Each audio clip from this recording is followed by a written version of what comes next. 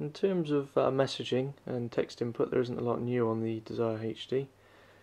You can see we've got the regular QWERTY keyboard, which can be used in either landscape or portrait orientations just by flipping the phone, and it can be used on the right side as well, as you can see. With a 4.3-inch screen, obviously the keys are bigger than on the previous Desire, so it's perhaps slightly easier to make sure that you're getting the right keys. And then of course it's got HTC's predictive text as well, so if we type something incorrectly, you can see it actually corrects it for us, and just by pressing the space key it'll enter that word automatically, just to make life a bit easier. Should we want to go back and edit anything though, obviously we don't have an optical joypad on this particular phone, so at the bottom here we've just got some navigation keys that HTC have added so that we can just go back one letter at a time and go and delete something that we've messed up on. With regards to email, the Desire HD supports IMAP, POP and Microsoft Exchange accounts, and you can sort them all so it shows them all in one inbox as well, which is quite handy. You can then obviously view your messages in various different ways just by simply scrolling across this bar at the bottom. And should you wish to have your emails on the home screen, you can do that too with one of a handful of different email widgets that allow you to get your mail directly on your home screen. So it's pretty handy for email. The Desire HD contains quite a lot of different applications by default. As you can see here, we've got new applications such as this blocked callers app, the car panel that we spoke about earlier, connected media, which is basically just so you can share the media on your phone with a DLNA compatible device such as a television, and other things like the usual flashlight that we've seen implemented recently, and different bits and pieces. HTC Likes, which is just for applications that you like on your HTCSense.com account. Talking of HTCSense.com, it's a new service from HTC that basically allows you to track down your phone if you lose it, and either send a message to it asking for it to be returned, or just wipe the data from the phone. So it's quite a nice service as well. It also allows you to back up all your text messages from the handset and also your contacts too. So sounds like a nice service, available just on the Desire HD and the new Desire Z as well. Unfortunately it doesn't appear to be available, at least yet, on the original Desire. A couple of features on the Desire HD that really impressed me were web browsing and the music player. So start with web browsing and just have a look. You can see we've got the bookmarks widget, and you can just hit the thumbnail for the page you want. So we're just loading up the mobile phone page. Go to the full site rather than the mobile site. And this is on a Wi-Fi connection, so it's a pretty quick connection, about 20 meg, and it's loading up pretty quickly. You can see you get it sort of in the fully zoomed out view, which is quite sharp. Obviously not quite as sharp as the iPhone's Retina display, but it's a much larger display, so you can see things a little bit better anyway. And at the side here you can see we've even got the video adverts loaded up, thanks to the Adobe Flash 10.1 support, so everything looks just as it would on a normal web page.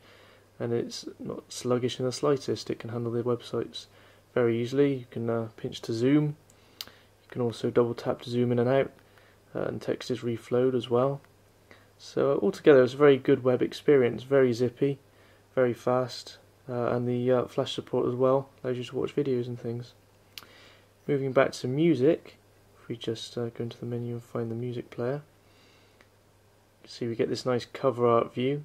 We've got the option of using the Dolby Mobile setting at the top here, which I think we can maybe switch to SRS enhancement, no effects, or if you've got headphones in you can even use the equalizer, which has a few different preset sounds as well. It can also repeat and shuffle songs, but what I really liked was the ability to search for videos on YouTube relating to the music that you're listening to, so that's quite nice.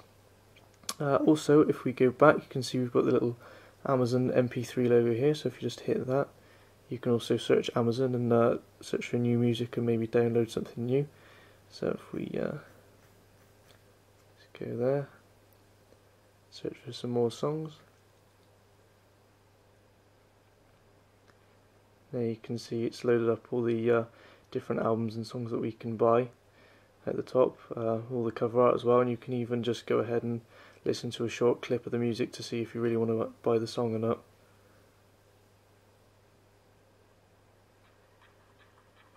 So altogether it seems a pretty good service.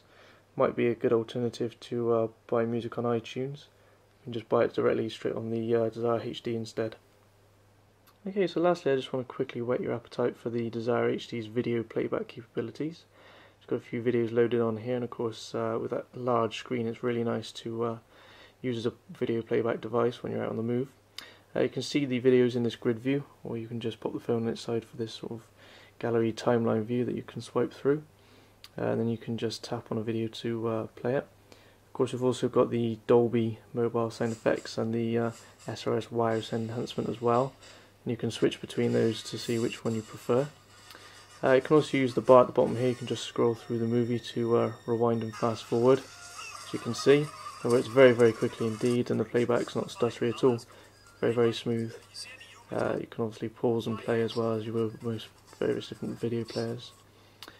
Whilst we're on the topic of entertainment, should you get a bit more bored on the bus or the train, you can always just pop along to the Android market.